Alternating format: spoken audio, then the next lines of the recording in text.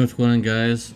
Welcome to another last Cloudia video, and today we're going to be looking at the newest unit, DD. I'm just going to say it's DD. Yeah, so let's look at her. And she's got a lot of poison enabling, so she can do poison on her Noxus Eclipse, and then she can reduce poison with her Venomous Centipede.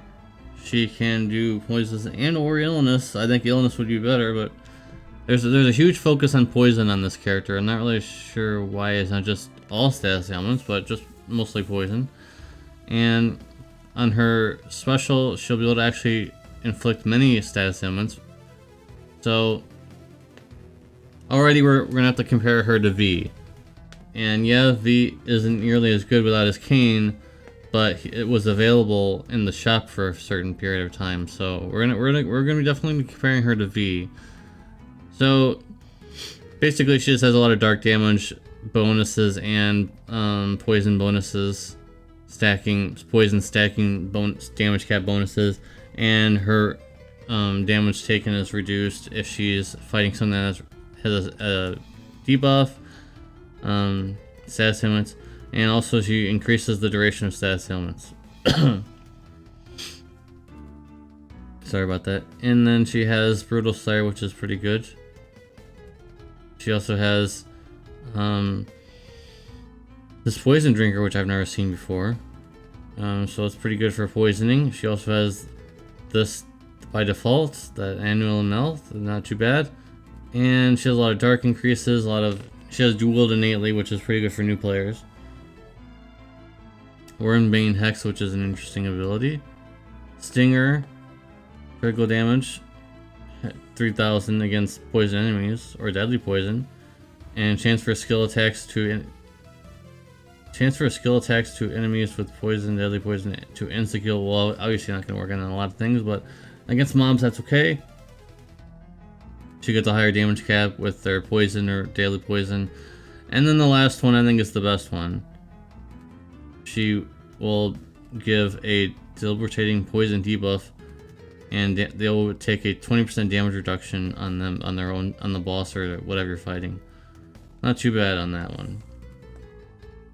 She's also got Decoy. So she also has this Terror Jail, which is pretty good as well, because she's taking 10% damage, 10% less damage from poison enemies or with status ailments, plus an extra 20% in her traits here, so pretty good. But we got to compare her to V. Now V can do a whole lot of status ailments. He's not restricted to just poison or illness. He can do everything, and he's a lot easier to build. He doesn't need as much stuff. All he really needs is his cane and some free stuff that you can get in the game itself. He has auto heal. That's not too bad, I guess. But I don't know. She's a unit that's gonna be in the pool permanently, so she's not a festival unit. So that kind of explains why she's focused on status ailments, because those aren't really gonna work on a lot of things. I mean, surprisingly, status ailments do work on a lot of bosses in Tower, for example. So I don't know. I'm not really sold on her, to be honest, though.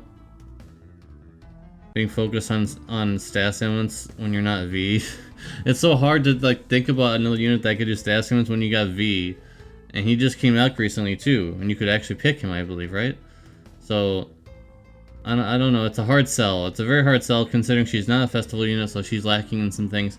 And on top of that, V was able to be gotten, and also his cane was able to be bought from the store with Crimson Ore. It's a very hard sell.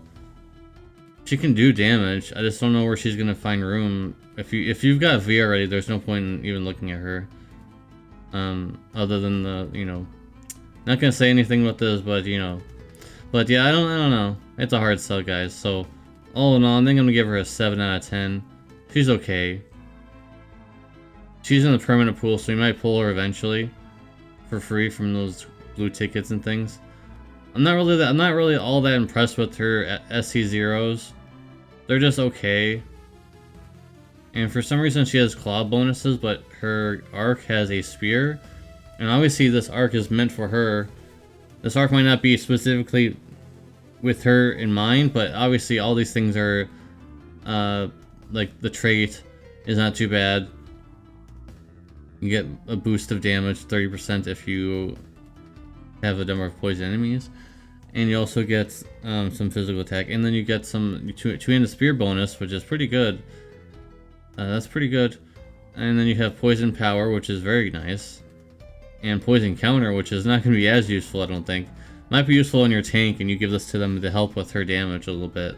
To spread the poison around. And then the spear is actually not too bad, surprisingly, right? It is a dark spear.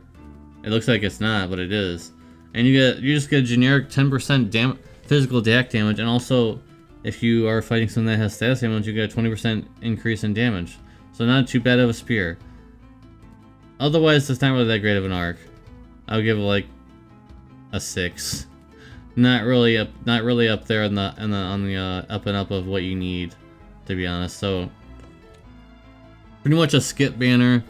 I think you can skip this, but now that the review is done, we can actually look at the trading space here. Remember, guys, if you are new to my reviews or you just pop in every now and then, I look at her paid equipment, and because I used to do this when I was like a new player and things like that, I used to look around, ask people, "Well, is this worth it?" So I want to see if these are going to be worth it, guys. So let's see if these are worth it.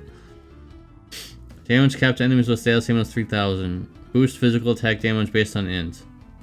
We know how good that is. So this does give int. And the continuous aura effect is kind of whatever, but it's okay. So not too bad. It does have pretty good stats, and it gives rates from HP. But I think this is better.